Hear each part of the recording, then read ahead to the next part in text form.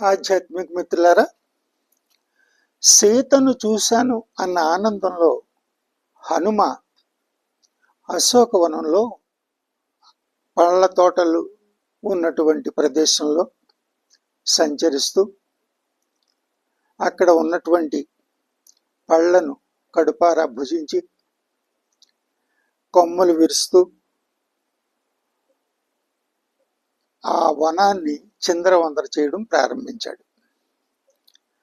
పక్షులు కిలకిలా రావాలు చేయడంతో అక్కడ కాపలా ఉన్నటువంటి రాక్షస సైన్యం ఇది చూసి హనుమంతుడి దగ్గరికి వచ్చి అతన్ని పట్టుకోవాలని ప్రయత్నం చేశారు.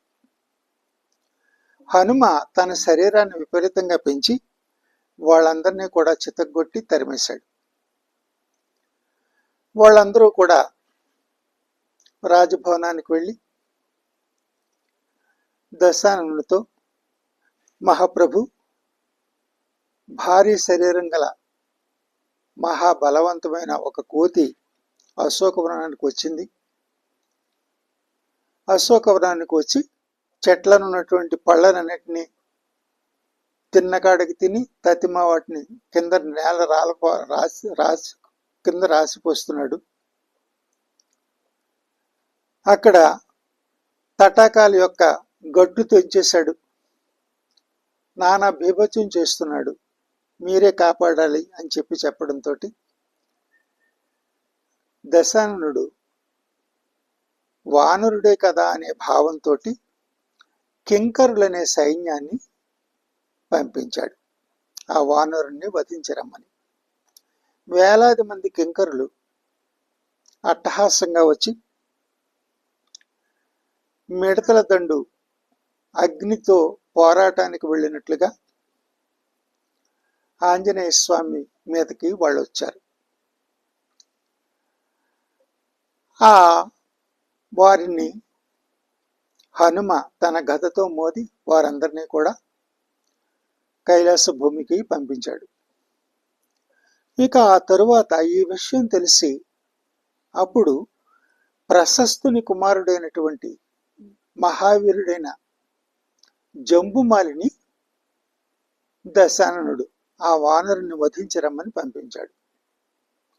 జంబుమాలి రథంపై ధనుర్బాణాలను ధరించి వచ్చి హనుమపై బాణవర్షం కురిపించసాగాడు. ఆయన వాటి నుంచి తప్పించుకుంటూ ఒక పెద్ద చెట్టును, మద్ది చెట్టును తీసి జంబుమాలిపై విసిరితే అతడు తన బాణాలతో దాన్ని ముక్కలు చేశాడు.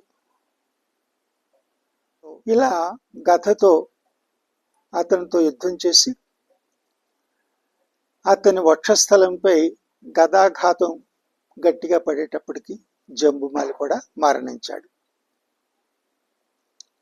ఆ వెంటనే ఈ వార్త తెలిసినటువంటి దశాననుడు మంత్రిపుత్రులను పంపించాడు. వాళ్ళందరూ కూడా అన్ని వైపుల నుంచి ఆంజనేయ స్వామిపై బాణాలు విసురుతూ వాళ్ళు విపరీతంగా యుద్ధం చేస్తూ ఉంటే బాణానికి మధ్య నుంచి తప్పించుకుంటూ ఆయన ఒక పెద్ద సాలవృక్షాన్ని తీసి దాన్ని ఆ మంత్రిపుత్రులపై వేస్తే సగం మంది ఆ మంత్రిపుత్రులు మరణం చెందారు. తతిమ వారిని గదతో బాది వారిని కూడా స్వర్గానికి పంపించాడు హనుమ. ఆ తరువాత సేనానులు ఎందరో సేనాలని పంపించడం, వారు కూడా అలా హతం అవడంతో ఏమిటి ఎవరి వానరుడు, నాకు వాలిసుగ్రీవుల గురించి తెలుసు, నీలుడు గురించి తెలుసు, అంతకు మించి ఇలాంటి వానరుడు ఒకడు ఉన్నాడని కూడా మనకి తెలియదే. అసలు ఇతను వానరుడా లేక వానర రూపంతో వచ్చినట్టు ఏదైనా దేవతలు పంపించినటువంటి వ్యక్తి అని సందేహం వచ్చి దశాననుడు అతను తన పుత్రుడైనటువంటి మహావీరుడైన అక్షయ కుమారుడు వంక చూస్తాడు. అక్షకుమారుడు దాన్ని భావాన్ని గ్రహించి తండ్రి నేను అతన్ని పట్టి తీసుకొస్తాను అని చెప్పి అతను బయలుదేరతాడు. అక్షకుమారుడు పెద్ద సైన్యాన్ని తీసుకుని ఇటు అశోకవనం వైపు రథంపై బయలుదేరి వచ్చాడు. ఇక్కడ దశాననుడు పరిపరి విధాలుగా ఆలోచించడం ప్రారంభించాడు. ఇదేమిటి ఒక్క వానరుడు అంటున్నారు, వానరుని వేల మంది కింకరులు ఏమి చేయలేకపోయారు, అంతేకాకుండా మహాబలశాలైనటువంటి ప్రశస్తుని కుమారుడు జంబుమాలి కూడా ఏమి చేయలేకపోయాడు, మంత్రిపుత్రులు ఇటు సేనానులు కూడా హతమయ్యారు, ఎవరై ఉంటారా అని చెప్పి ఆలోచిస్తూ ఉన్నాడు. ఇటు సైన్యం వెంటరాగా అక్షకుమారుడు అశోక వాటికి వచ్చి హనుమను చూస్తాడు. హనుమను చూసేసరికి అప్పుడు ఇద్దరు కూడా యుద్ధానికి తలపడతారు.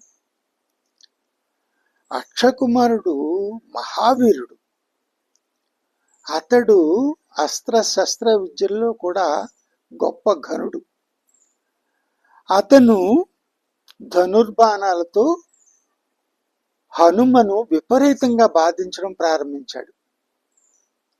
అతని బాణాలు తగిలి హనుమ యొక్క శరీరం నుండి రక్తం స్రవించడం ప్రారంభించింది.